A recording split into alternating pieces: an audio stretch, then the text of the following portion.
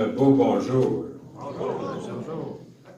Content de vous revoir et que le Seigneur puisse bénir ces quelques instants qu'il nous accorde pour ouvrir sa parole. Donc, c'est un voyage, le voyage de chrétien. Et pendant qu'on était occupé à toutes sortes de choses, bien lui, il continue son voyage. Et puis, on l'accompagne ce matin pour un bout de chemin. À la clarté du jour, chrétien jette un coup d'œil derrière lui. Non pas qu'il a envie, là, cette fois-ci, de retourner en arrière dans la vallée de l'ombre de la mort. Non. C'est là qu'il vient de passer, mais pour voir auquel danger il a fait face pendant la noirceur de la nuit. Un peu plus loin, sur la route, chrétien rencontre un autre pèlerin, et ça lui a fait tellement plaisir, il ne sera pas seul à marcher sur la route. Il ne sera pas seul à faire son voyage. On va pouvoir causer ensemble, s'édifier l'un l'autre. Chrétien rencontre un autre pèlerin qui se nomme Fidèle. Mon cher ami fidèle, dit Chrétien, dis-moi maintenant ce que tu as vu et expérimenté tout au long de ta route jusqu'ici, parce qu'on n'était pas ensemble sur la route, mais tu es parti de la même ville que moi. Et tu as fait du chemin. Et à un moment donné, je t'ai dépassé sur la route. Vous vous en souvenez, ceux qui étaient là? Fidèle est heureux de lui faire part de tout ce qui lui est arrivé depuis son départ, de la ville de destruction.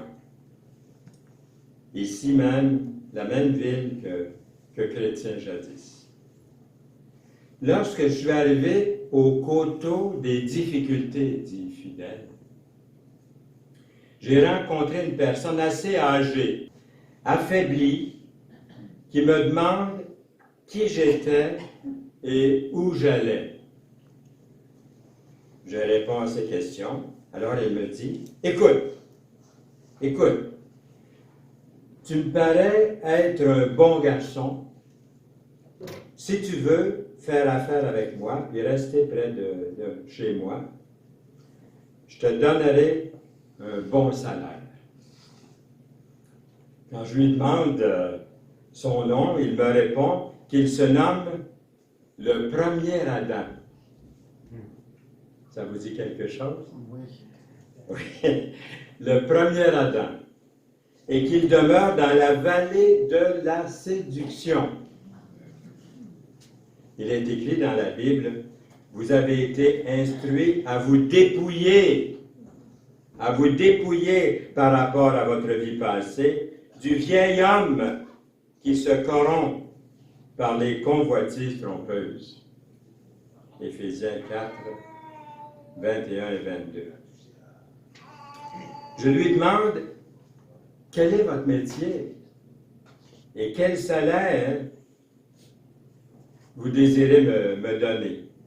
Il me répond que son emploi est très bien payé, c'est un bon travail, il a un bon salaire, puis comme salaire, tu vas hériter de mon héritage. C'est pas beau, ça? Il est écrit, car le salaire du péché, c'est la mort. Mais le don gratuit de Dieu, c'est la vie éternelle en Jésus-Christ. En Jésus-Christ, notre Seigneur. Romains 6, 23. Je lui demande ensuite s'il a de la famille, s'il a une épouse, des enfants. Il me répond que tous ceux de sa maison sont tout à fait à l'aise et chacun d'eux a la liberté de vivre comme bon il lui semble. Pas d'achalage.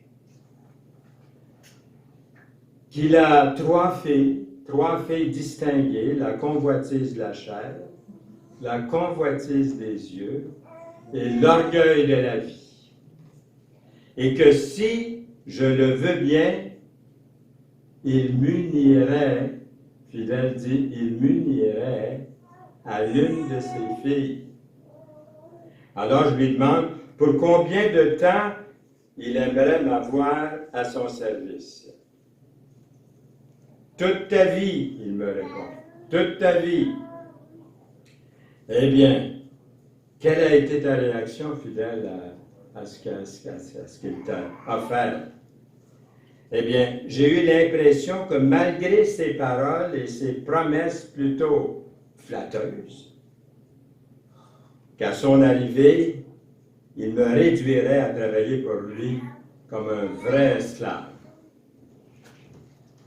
Le premier Adam, vous avez compris, le premier Adam dépeint Adam, ou le premier homme, notre premier homme, notre père Adam, le premier homme qui a échoué.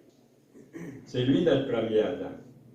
En contraste avec le dernier Adam, qui est Jésus-Christ. Il est écrit, c'est pourquoi, comme par un seul homme, le péché est entré dans le monde. Et par le péché, la mort. Et qu'ainsi la mort s'est étendue sur tous les hommes.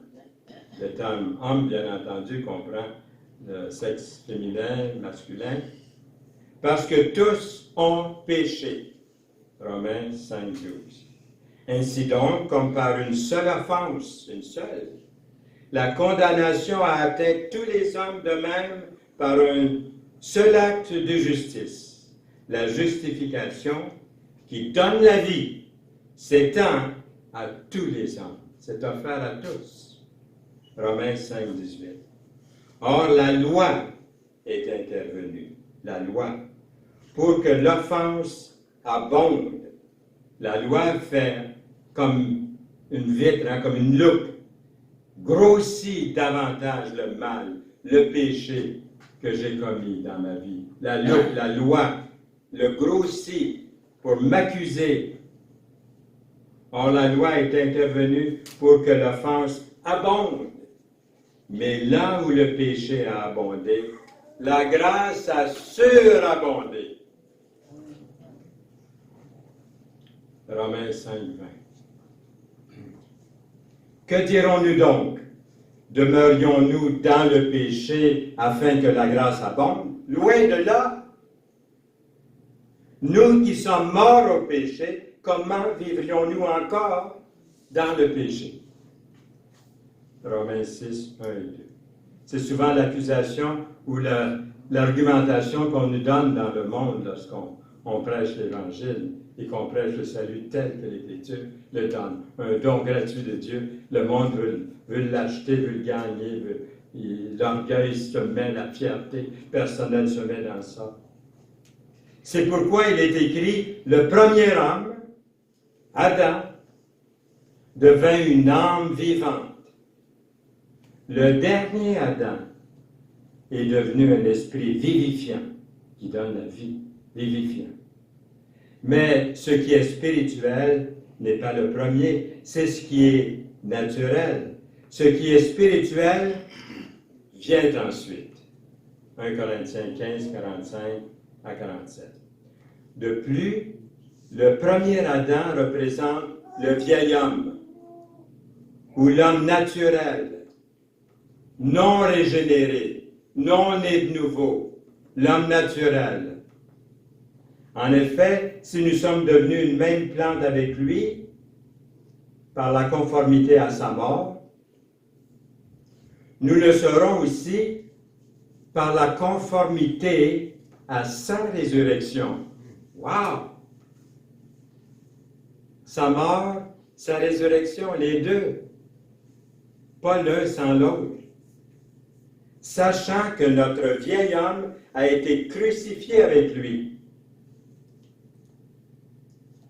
afin que le corps du péché soit réduit à l'impuissance, pour que nous ne soyons plus esclaves du péché. S'il nous arrive de pécher, et il nous arrive de pécher, le péché n'a plus de pouvoir sur vous, parce qu'il a été mis à la croix sur le Christ. Il a porté vos péchés et les miens. Par rapport à votre vie passée, du vieil homme qui se corrompt par les convoitises trompeuses. Ne mentez pas les uns aux autres, vous étant dépouillés du vieil homme et de ses œuvres, Colossiens 3, 9. En contraste avec l'homme nouveau ou régénéré et l'homme spirituel. L'homme nouveau et l'homme spirituel. Sachant que Christ, ressuscité des morts, ne meurt plus. La mort n'a plus de pouvoir sur lui, car il est mort. Et c'est pour le péché qu'il est mort une fois pour toutes. Il est revenu à la vie, et c'est pour Dieu qu'il vit. Romains 6, les versets 9 à 10. Ainsi, vous-même, regardez-vous comme mort. Ça, c'était le premier message que j'ai donné quand j'avais 16 ans, en public, dans une réunion de jeunesse. J'ai expliqué un peu ce verset-là. Regardez-vous comme mort, parce qu'il a porté vos péchés à la croix, comme si vous étiez mort avec lui. Mais il est ressuscité. Le salut est tout là, quand j'accepte Jésus comme Sauveur et Seigneur de ma vie. Ainsi vous-même, regardez-vous comme mort au péché et comme vivant pour Dieu en Jésus-Christ. Revêtez l'homme nouveau, créé selon Dieu, dans une justice et une sainteté que produit la vérité. Éphésiens 4, 23 et 24. Et ayant revêtu l'homme nouveau, qui se renouvelle dans la connaissance selon l'image de celui qui l'a créé. Colossiens 3, 10. En d'autres termes, notre nature charnelle, celle du premier Adam, cherche à supplanter le nouvel Adam spirituel qui réside en vous. Cherche à l'anéantir à cause de l'Esprit éternel de Dieu qui est en vous. Nous avons désormais ces deux natures qui se font lutte entre elles, en nous. Mais revenons à Fidèle ici, qui raconte à Chrétien ce qu'il a répondu à celui qui se nomme le premier Adam. Je lui ai dit que tous ces discours pour me convaincre étaient inutiles, parce que j'étais décidé à ne pas franchir le seuil de sa porte. Il n'a vraiment pas aimé ça, que je lui dise ça. Il n'a vraiment pas aimé ça. Vous auriez dû le voir. Sa face a changé. Il n'a pas aimé ça, je vous le garantis. Alors il m'a chanté plein de bêtises, en me menaçant de me faire suivre par quelqu'un qui n'arrêterait pas de me tourmenter pendant tout mon voyage. J'en avais assez de lui, puis là je voulais continuer ma route. Mais à l'instant où je lui ai tourné le dos pour m'éloigner de lui, il s'est agrippé à moi si violemment que j'ai cru qu'il avait emporté une partie de moi-même. La parole de l'apôtre Paul me sont venues à l'esprit, dit Fidèle, misérable que je suis, dans Romains 7, 24. Et j'ai continué à marcher, à monter la colline. À peu près à la moitié du chemin, j'aperçois derrière moi quelqu'un qui s'en vient droit vers moi, à grande vitesse, léger comme le vent. Me rejoint sans difficulté, justement à l'endroit où il y avait, vous allez vous en souvenir, cette fameuse aire de repos le long de la route où Chrétien avait perdu là, son parchemin. Chrétien, justement, dit, c'est exactement à ce même endroit-là que j'ai été surpris par le sommeil et que j'ai perdu ma feuille de route. Cet homme dont je ne sais pas trop d'où il venait, dit Fidèle, est sorti de je ne sais pas d'où, me fait tomber par terre d'un seul coup de bâton. Après être un peu revenu à moi, je lui demande, mais pourquoi me traitez-vous de la sorte? Il me répond que c'est parce que j'avais encore un intérêt secret pour le premier Adam. En même temps, il me frappe à nouveau. Bing bang! D'un autre coup de bâton, cette fois-ci à la poitrine. De sorte que je tombe à la renverse, étendu à ses pieds, comme mort. Ayant repris un peu de force, je lui crie, « Arrête de me frapper! Un peu de pitié, miséricorde! » Il me répond, « Miséricorde? Je ne sais pas ce que c'est la miséricorde, moi. » Et encore, il me frappe, me jette par terre. C'est certain qu'il m'aurait achevé si quelqu'un n'était pas arrivé juste à ce moment-là, sur les lieux, qui lui ordonne de me lâcher, de me laisser tranquille. Mais qui était ce personnage qui est arrivé comme ça, subitement, dit Chrétien? Qui est celui qui est venu à ta rescousse? Je ne sais pas, je ne l'ai pas reconnu du premier coup, mais j'ai remarqué qu'il avait les mains et le côté percé. Et je ne savais pas ce qui était pour avoir été dit, là, moi, à la réunion précédente. Ça a été mentionné, voyez-vous. L'Esprit dirige nos réunions, ici au groupe biblique La Rive-Sud. C'est l'Esprit qui nous, depuis le début qu'on est entré ici, l'Esprit nous a dirigés par vos prières, par vos commentaires, par vos partages de la parole. Tout a été fait selon l'Esprit. Ces marques, il dit, j'ai remarqué les marques dans ses mains, dans ses pieds. Et enfin, j'étais rendu en haut de la colline. Cet autre homme qui a bondi sur toi, là, à coups de bâton, puis t'a fait tomber, mais ça devait être Moïse, ça. Moïse représente la loi, comme vous savez. Et puis, ce type-là n'épargne personne, dit Chrétien. Il ne sait absolument pas ce que c'est de montrer de la compassion à ceux et celles qui violent sa loi. Oui, c'est vrai, dit Fidèle, je le sais très bien, car ce n'est pas la première fois que je l'ai rencontré, ce type-là. Il était environ midi, j'ai vu de loin des lions. Ils étaient endormis lorsque je suis passé tout près de là. Je ne me suis pas arrêté à cet endroit-là. J'ai continué, il y avait un château. J'aurais pu entrer, mais j'ai plutôt continué. Il était encore de bonne heure, je pouvais faire du chemin. Alors Chrétien dit, en effet, le portier m'a dit qu'il t'avait vu passer. Il me semble que cela aurait été bon que tu t'arrêtes, Fidèle, à cette place-là. Dans cette grande maison, Chrétien dit, pour te reposer et apprendre beaucoup de choses.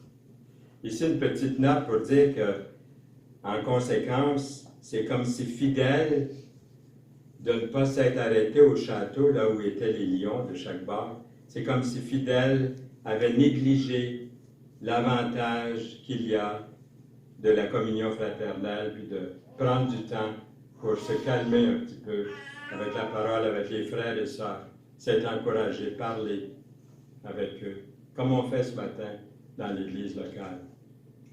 Chrétien dit, tu aurais dû, tu aurais pu, tu aurais vu plusieurs choses, des choses rares et remarquables qui seraient difficilement sorties de ton esprit pendant toute ta vie. Mais dis-moi, mon cher ami fidèle, n'as-tu pas rencontré personne dans la vallée de l'humilité? Oui, en effet, j'ai rencontré un homme nommé Mécontent, qui a tout fait pour me décourager de continuer ma route. Il a fait beaucoup d'efforts pour me faire rebrousser chemin sous prétexte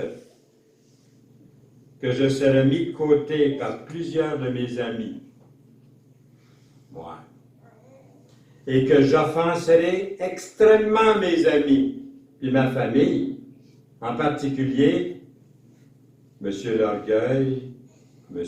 ou Mme la Tromperie, l'honneur mondain et plusieurs autres qui se vantaient de connaître personnellement, qui se vantait de connaître personnellement ces personnes-là. Mais qu'est-ce que tu lui as répondu, dit Chrétien? Je lui ai dit que tous ces gens-là qu'il venait de me nommer sont de ma parenté, puisqu'en effet, ils sont mes parents, selon la chair. Mais que depuis que je me suis mis en voyage,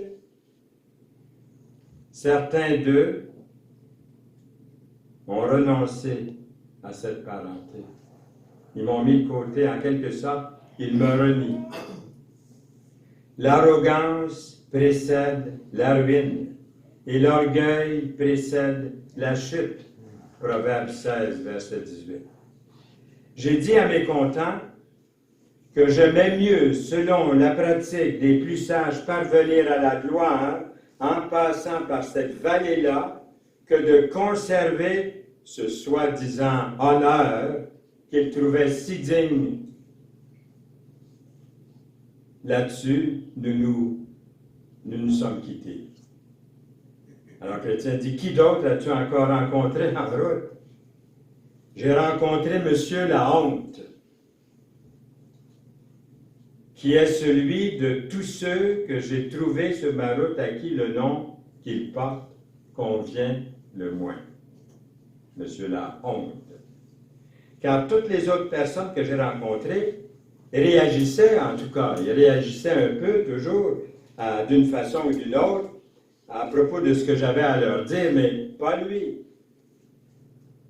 Mais pour cet orgueilleux visage de la honte, on ne peut rien trouver qui le réduise au silence. Il y a une réponse à tout. Il sait tout, il va tout régler pour vous. Hein? Qu'est-ce qu'il t'a dit? Il me faisait 1000 objections contre la foi chrétienne. Oui. C'était, disait-il, la foi chrétienne, une chose absolument inutile, méprisable. Oh, il peut peut-être y avoir du bon là-dedans, mais c'est pour les faibles.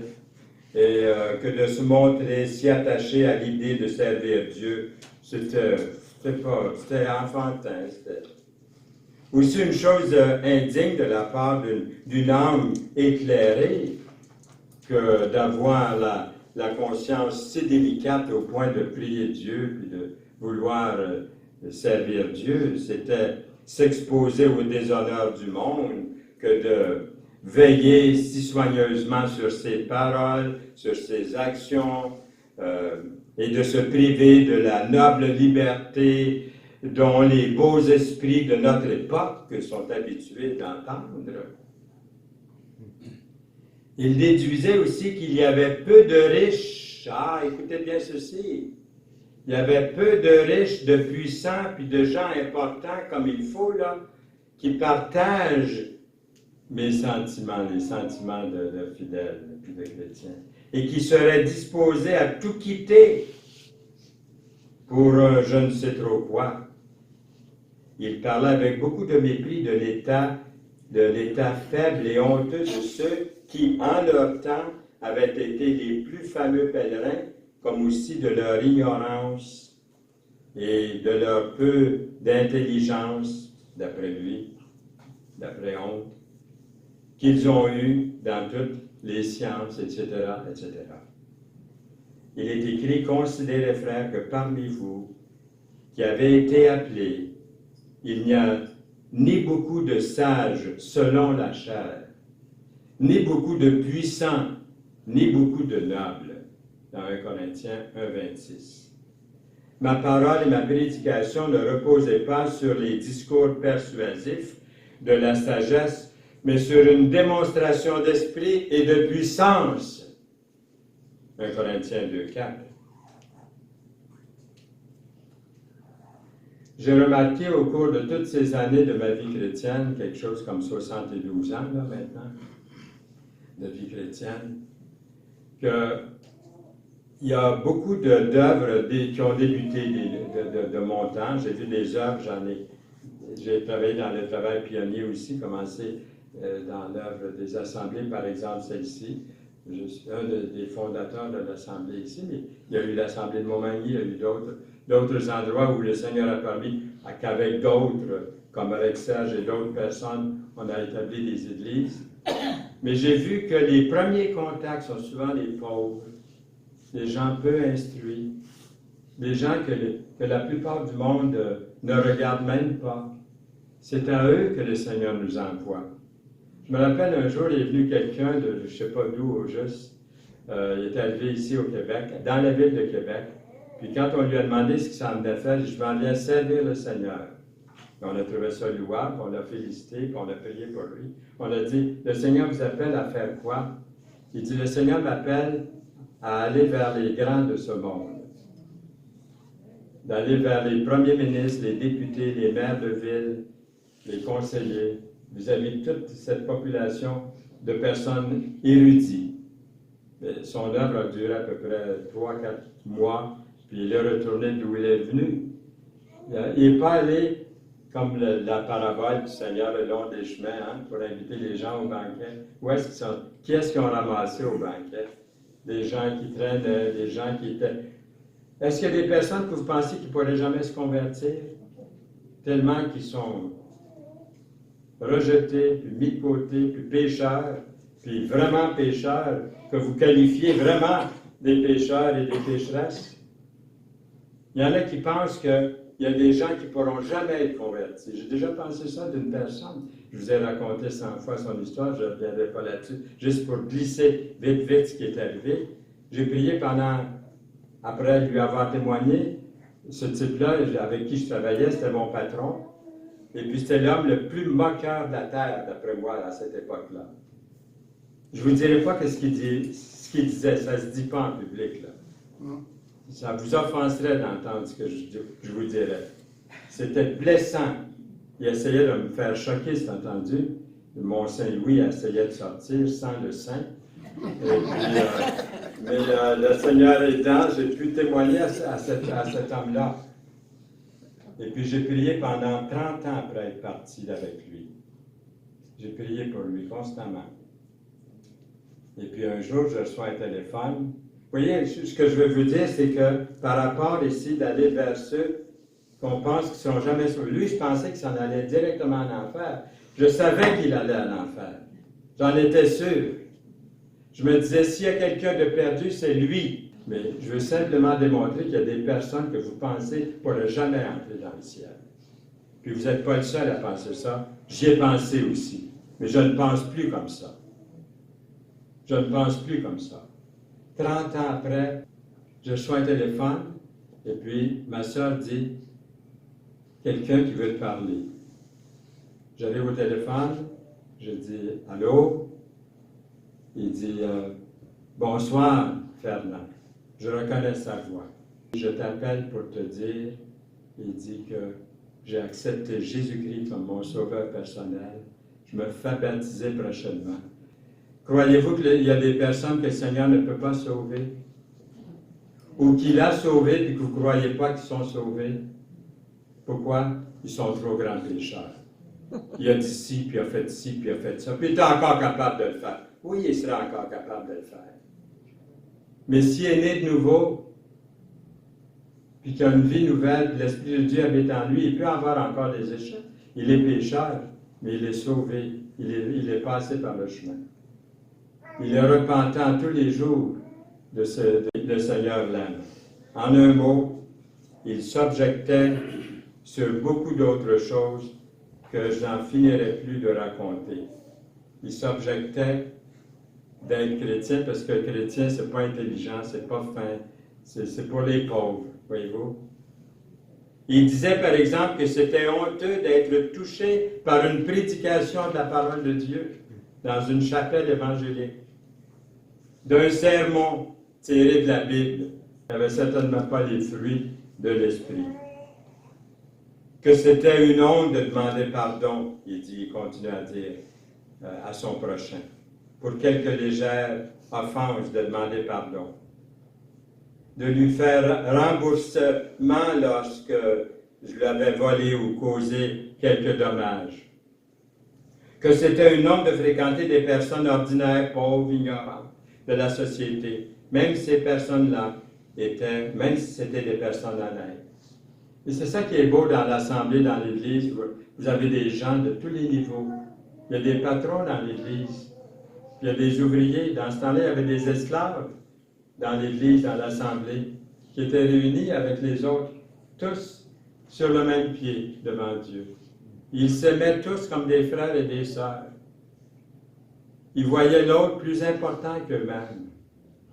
Comme la parole dit. De renoncer, il continue à dire de renoncer à faire du commerce avec des grands, seulement parce qu'ils n'étaient pas tout à fait honnêtes ou avec quelques faiblesses qu'ils pourraient avoir. Bref, il m'a tenu beaucoup de discours que je ne saurais vous rapporter, dit-il. Le chrétien dit, qu'est-ce que tu pouvais lui répondre sur toutes ces choses-là? Bien, il dit, au commencement, je ne savais pas trop quoi lui dire. Il me donnait toujours beaucoup d'occasions Il ne me donnait pas, c'est-à-dire beaucoup d'occasions de répliquer. Il ne me donnait pas la chance de lui répondre. Même si j'étais prêt à me laisser gagner, le sang me montait déjà au visage, là. Mais enfin, j'ai pu lui demander, j'ai pu lui démontrer que tout ce qui est grand devant les hommes, que tout ce qui lui semble tellement important, là, ben c'est une abomination devant Dieu. Jésus leur dit, vous cherchez à paraître juste devant les hommes. Mais Dieu connaît vos cœurs, car ce qui est élevé parmi les hommes est une abomination devant Dieu. Luc 16, 15. J'ai réalisé tout à coup que la honte, monsieur, la honte, ne faisait mention que des opinions des autres, des hommes. Qu'est-ce que le monde va dire? Qu'est-ce que le monde va dire? Et ne disait pas un seul mot de Dieu ni de sa parole. Alors je me disais aussi qu'au dernier jour, nous serons destinés à la vie ou à la mort, non pas selon les esprits sublimes de ce monde-là qui nous entoure, mais selon la sagesse et la loi du Très-Haut. C'est pourquoi j'ai conclu qu'il était plus sûr de me conformer à la parole de Dieu qu'au jugement trompeur de tous les hommes du monde. Que Dieu élève son secours au-dessus de tout, puisqu'il fait cas d'une conscience délicate, puisque ceux qui sont traités de fous pour le royaume des cieux sont les plus sages, et qu'un pauvre qui aime Jésus-Christ est plus riche que le plus grand du monde qui ne l'aime pas. Arrière de moi, honte, dit fidèle.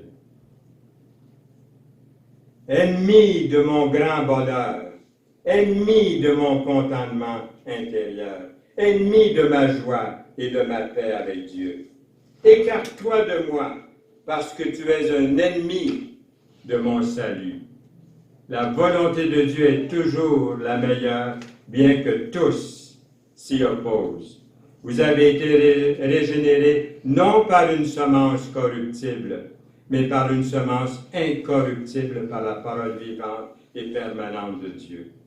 1 Pierre 23. Et le monde pense, et sa convoitise aussi, mais celui qui fait la volonté de Dieu demeure éternellement. 1 Jean 2, 17. Donc la révélation de Dieu doit avoir la prééminence.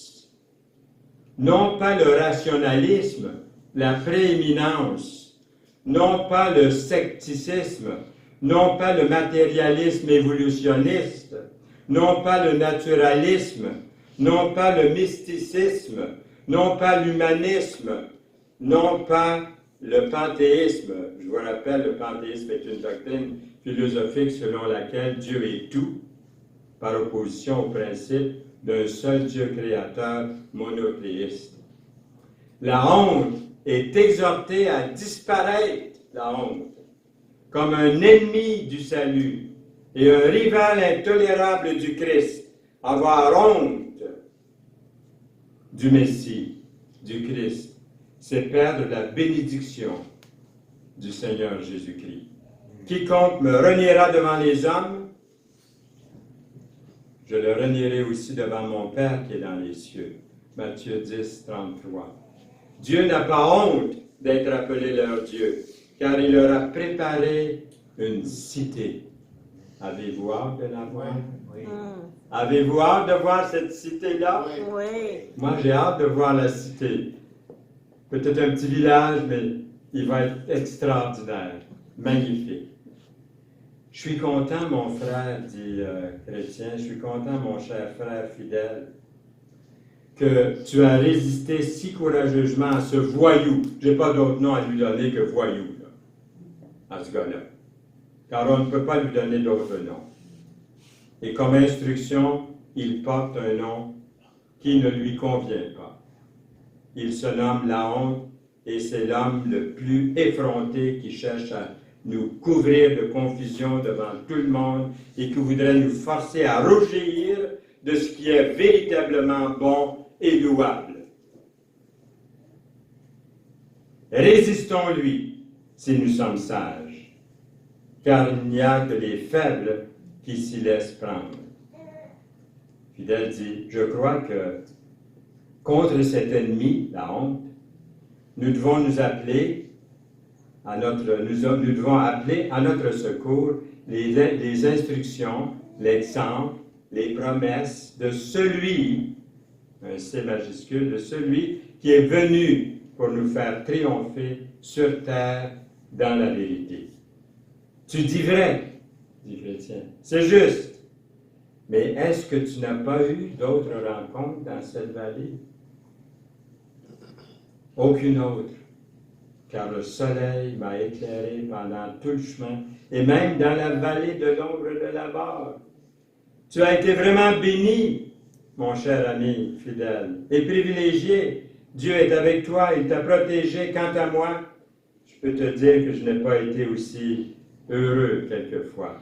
Là-dessus, Chrétien raconte à son compagnon son combat avec le destructeur, le danger qu'il avait couru, sa merveilleuse aussi délivrance, le chemin périlleux de la vallée obscure, et ainsi de suite.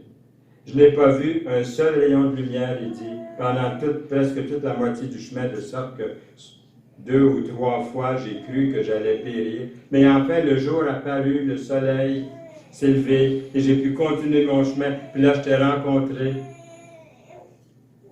Fidèle se retourne, puis aperçoit un homme qui se nomme Monsieur Chrétien de Parole,